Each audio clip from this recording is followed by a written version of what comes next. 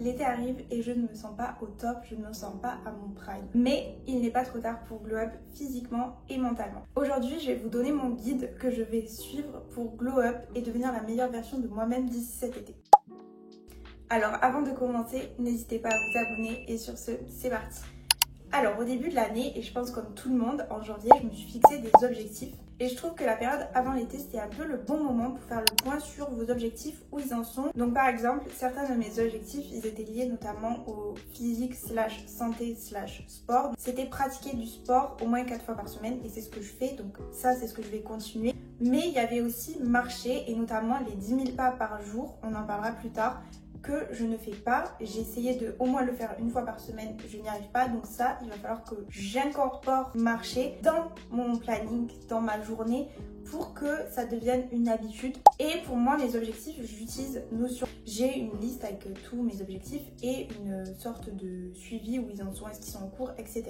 Je peux vous conseiller de faire la même chose, mais à côté de ça, d'avoir une liste c'est bien, mais il faut aussi des plans d'action quoi. Si par exemple vous voulez vous mettre au sport, au début d'année vous vous étiez dit ça. Si vous n'avez pas fixé les jours où vous allez faire du sport et ce que vous allez faire comme sport, probablement que là, à l'heure actuelle, vous n'avez pas fait du sport ou vous n'avez pas été régulier, mais c'est pas grave. C'est pas parce que vous n'avez pas été régulier là pendant ces quelques 6 premiers mois que vous pouvez pas l'être d'ici les 6 prochains mois. La deuxième chose évidemment à faire et que je revois, c'est un vision board. Les vision boards, j'en fais pour chaque année, j'en fais pour chaque saison. J'en ai sur Pinterest, j'en ai sur Canva, etc. Ce que je vous conseille de faire en premier, c'est si vous allez faire vision board, admettons en début de l'année, pareil que vos objectifs, vous allez regarder votre vision board, vous allez voir s'il y a des choses qui ont été accomplies, des choses que vous devez mettre à jour, des choses qui n'ont pas été accomplies, etc. Mais surtout pour visualiser comment vous voulez passer votre été, le vision board c'est la meilleure des choses à faire. Donc vous pouvez faire sur Canva, comme je vous ai dit, moi c'est ce que je fais. Par exemple, vous voyez là je vais sur Pinterest, ensuite je vais sur Canva et je mets plus ou moins les photos de façon esthétique. Je sais par exemple que cet été je vais passer plus de temps en extérieur, je sais que cet été je veux profiter de la plage, de la mer, de la piscine, etc. Donc je vais mettre des photos qui sont en lien avec ça. La troisième chose que je vous conseille de faire, c'est une bucket list. L'été souvent vous êtes en vacances et vous vous dites je vais vivre le meilleur été de ma vie, mais en réalité vous passez votre été à scroller sur votre lit, sur votre téléphone.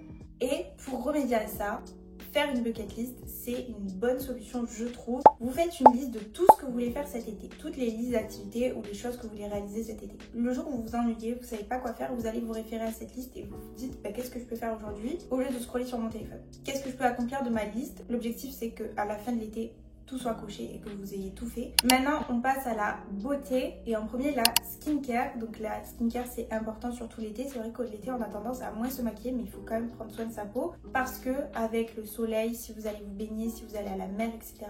votre peau elle peut se déshydrater, donc en été on focus l'hydratation. Moi je vous conseille des crèmes hydratantes évidemment en fonction de votre peau et aussi de l'acide hyaluronique pour l'hydratation qui est vraiment pas mal. Évidemment en été on n'oublie pas de protéger sa peau contre les UV, donc on n'oublie pas le SPF tous les jours. Maintenant tout ce qui est cheveux, alors pour les girls aux cheveux bouclés c'est votre moment de briller, c'est votre moment pour faire les sirènes. Mais en règle générale je trouve que l'été la meilleure des choses à faire c'est adopter son type de cheveux naturel, c'est-à-dire vous mettez de côté tous les appareils chauffants parce que déjà vous allez avoir chaud et en plus comme avec le soleil comme je vous disais vous allez souvent vous baigner à la mer, à la piscine, etc. Ça abîme déjà vos cheveux. Si vous rajoutez en plus des produits chauffants vous allez terminer vos cheveux cuits d'ici la fin de l'été. C'est pas son jeu. Donc comme sa peau, on n'oublie pas de protéger ses cheveux contre les UV et contre les agressions extérieures qu'ils peuvent avoir. Ce que je vous conseille c'est les produits hydratants, donc les leave-in conditioner. Vous avez des soins adaptés justement spéciaux pour la mer, les piscines. Évidemment les huiles pour les cheveux pour garder une hydratation. Et aussi vous avez pour votre cuir chevelu maintenant des crèmes solaires adaptées. Donc ça je vous conseille aussi parce que c'est important de le protéger si vous voulez éviter d'avoir un coup de soleil. Moi chaque année j'ai un coup de soleil ici vous voyez. Apparemment ça existe en poudre justement pour pas graisser votre cuir chevelu, etc. Alors le make-up l'été, soit vous en faites pas, soit vous en faites, soit vous en faites un minimum. Ça c'est vous qui voyez.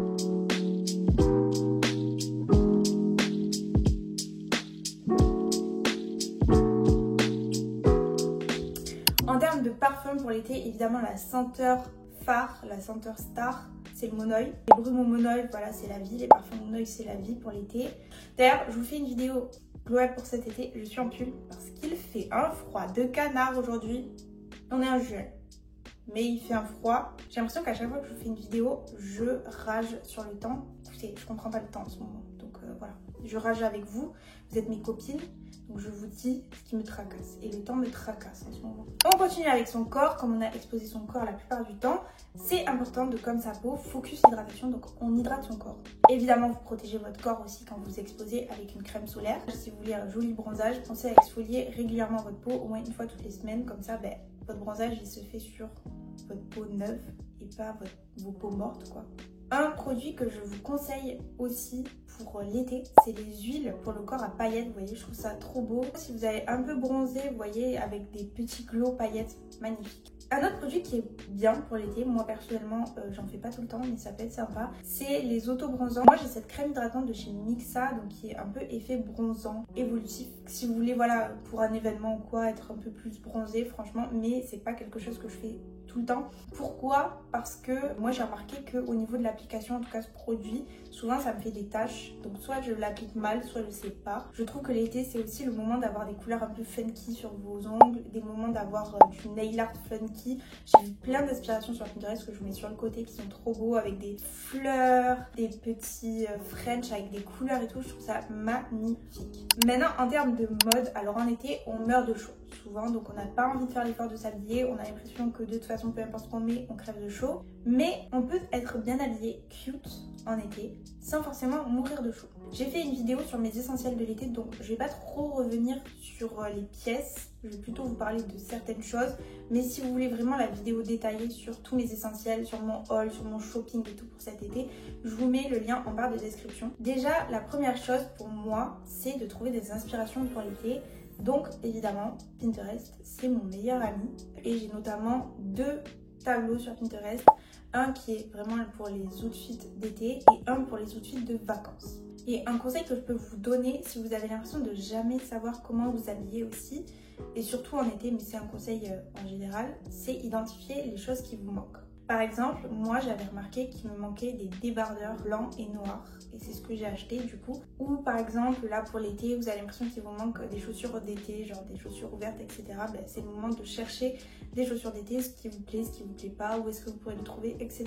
Un autre conseil, et si c'est votre style, foncez sur les robes et les jupes pour l'été, et notamment les robes et les jupes longues. Je trouve que c'est vraiment super, ça tient pas chaud, en général c'est hyper fluide, donc c'est pas près du corps collant, vous voyez, où ça va vraiment vous maintenir chaud quoi. Moi j'ai récemment acheté une jupe blanche longue et je sais que vraiment ça va être une pièce vers laquelle je vais automatiquement me tourner pour cet été quand je vais être jolie, apprêtée, mais pas crevée de chaud.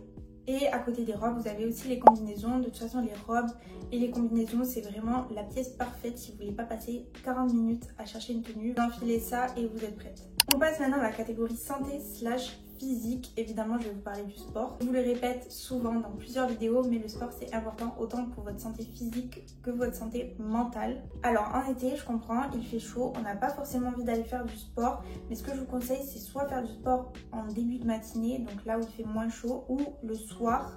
Et après, en termes de sport, vous pouvez faire ce qui vous plaît. Moi, personnellement, ce que je fais comme type de sport, c'est des sports un peu low impact, genre le pilates, le yoga, parce que c'est ce qui me correspond le mieux. Mais après, par exemple, si vous avez la possibilité d'aller nager, par exemple, vous avez une piscine ou vous avez accès à la mer parce que vous habitez proche de la mer, n'hésitez pas à aller nager, c'est un très bon sport. Évidemment, parenthèse, s'il fait 40 degrés, n'allez pas courir sous 40 degrés, voilà, c'est pas grave si vous faites pas du sport ce jour-là parce qu'il fait la canicule. Pour rejoindre le sport, la marche, donc moi c'est ce que je vous disais, c'est un de mes objectifs, essayer de faire les 10 000 pas par jour parce que c'est à peine si j'arrive à faire les 5 000 pas et c'est pas le top.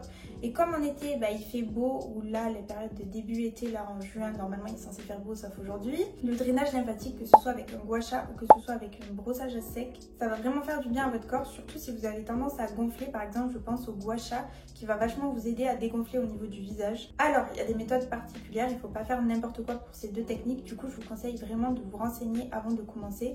Moi c'est quelque chose que je fais assez régulièrement. Alors le gua sha, je ne suis pas du tout régulière, mais par contre sur le dry brushing, je suis régulière et j'ai vu une vraie différence depuis que je le fais. Évidemment on va parler de l'alimentation, mais je ne suis pas une nutritionniste, donc vous prenez mes conseils avec des pincettes. Alors la première chose que je fais et que j'ai commencé à faire, c'est limiter ma consommation de sucre parce que j'étais une vraie addict au sucre, c'est-à-dire que je mangeais des pains au lait tous les jours, tous les matins et pour tous mes goûters. depuis au moins 5 ans. Et depuis que j'ai limité tout ça, j'ai vu une différence déjà au niveau de ma peau sur mon visage. J'ai beaucoup moins de boutons, j'ai le visage beaucoup moins gonflé aussi. Et surtout, moi, c'est aussi au niveau de mon corps. Dès que je mangeais du sucre ou trop sucré, j'avais tendance à avoir vraiment mal au ventre. Et j'ai mis du temps à comprendre que c'était lié à ça. Puisque maintenant que j'en mange très peu et que j'ai vraiment limité, quand je recommence à manger par exemple trop sucré, je le sens direct dans mon estomac. Donc s'il y a des aliments comme ça qui vous font mal au ventre ou que vous sentez une gêne dans votre corps, limitez-les au maximum. Ça peut être aussi par exemple le lait, ça peut être aussi le gluten, ça peut être plein de choses, mais n'hésitez pas à supprimer ou à réduire ces aliments pour votre bien-être perso, quoi. Un autre de mes conseils, c'est romantiser votre vie. Vivez dans le moment présent, utilisez vos parfums préférés, mettez-vous une petite playlist en fond d'été et faites comme si vous étiez le personnage d'un film. Personnellement, si je passe toutes mes journées à aller vite, à courir après le temps comme le lapin dans Alice au pays des merveilles, je vais finir la journée ou la semaine au bout de ma life, déprimée, en mode j'ai jamais eu le temps pour moi. Et ça, c'est pas ce qu'on veut.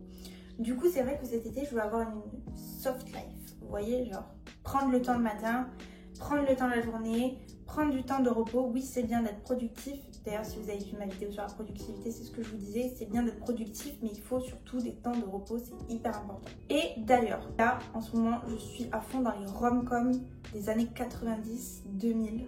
Je trouve que c'est un excellent moyen aussi, si vous regardez ça, de romantiser votre vie.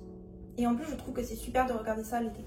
Et enfin, dernier conseil, la digital detox. Profitez de l'été pour être au maximum à l'extérieur et oubliez votre téléphone. Remplacez vos temps d'écran par des hobbies. N'hésitez pas aussi à essayer un nouveau hobby auquel vous pensez. Vraiment, profitez du beau temps extérieur parce qu'après, on va avoir l'automne et l'hiver qui va arriver et on va être dégoûté de ne pas avoir profité plus du soleil.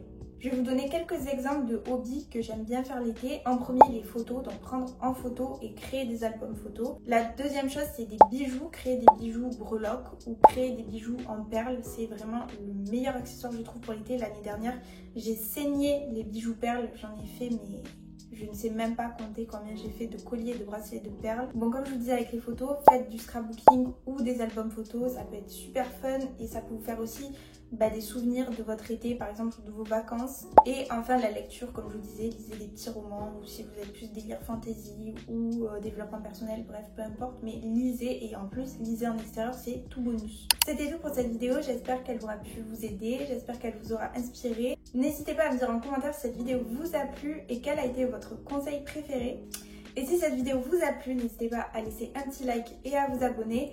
Merci beaucoup d'avoir regardé. Commentez cet emoji si vous avez regardé jusqu'ici. Et moi je vous fais des bisous et je vous dis à bientôt dans une prochaine vidéo.